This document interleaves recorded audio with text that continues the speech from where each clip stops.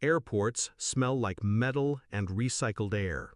I had imagined this moment for years, walking out, uniform folded in my bag, freedom finally mine.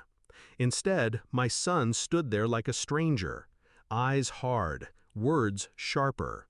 "We don't need you at home. Stay away, loser." The syllables landed heavier than mortar fire. I stared at him, at the boy I had left as a child and returned to a man. My son, my blood, yet every inch of him recoiled. Behind him, my wife, distant, expression flat as stone. She held out a folder. "Sign these before you get lost." Divorce papers. Crisp, waiting for my ink. I signed without a word. Years of service reduced to a name scrawled across a line. I handed the pen back, felt the silence between us, and then stepped into the crowd. I vanished easily.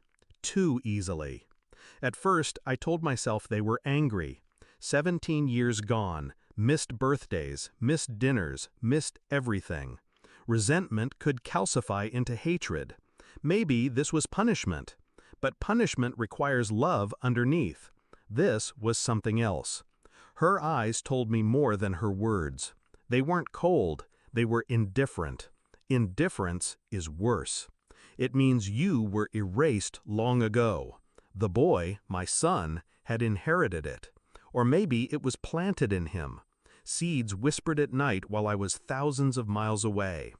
I remembered the letters I wrote, the gifts mailed, the video calls where his responses grew shorter each year. Had she intercepted them?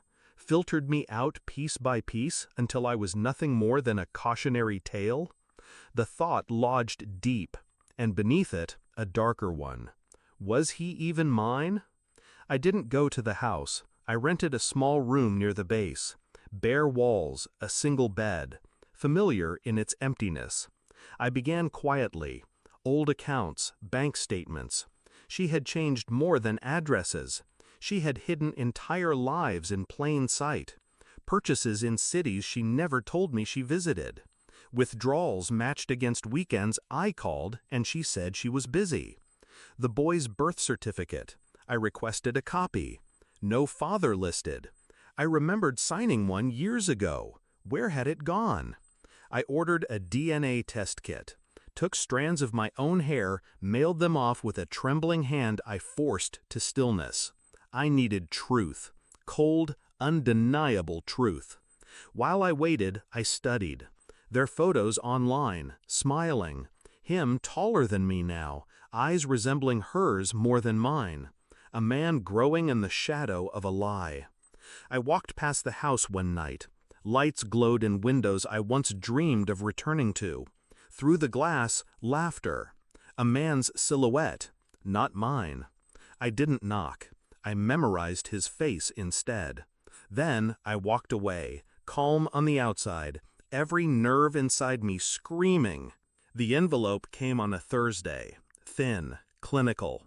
Probability of paternity, 0.0%. The page was light, but it crushed everything I thought I knew. I carried it in my jacket and drove to the house. She opened the door, startled, almost guilty. The man was inside. I heard his voice. I said nothing. I placed the envelope on the table, the results visible, undeniable. She read, her face drained. The man appeared behind her, confused, then frightened. Her lips trembled. I can explain." I didn't move. I didn't blink. Silence stretched, heavy, deadly. I had no use for explanations. I wanted her to feel the weight of truth in the quiet. She collapsed into a chair, sobbing. The man backed away. My son came down the stairs, eyes wide, staring at me like he was seeing me for the first time. I didn't stay. The next day, I visited the lawyer she once tried to hide from me. I filed the papers she never expected me to touch. Custody requests, property claims, financial records.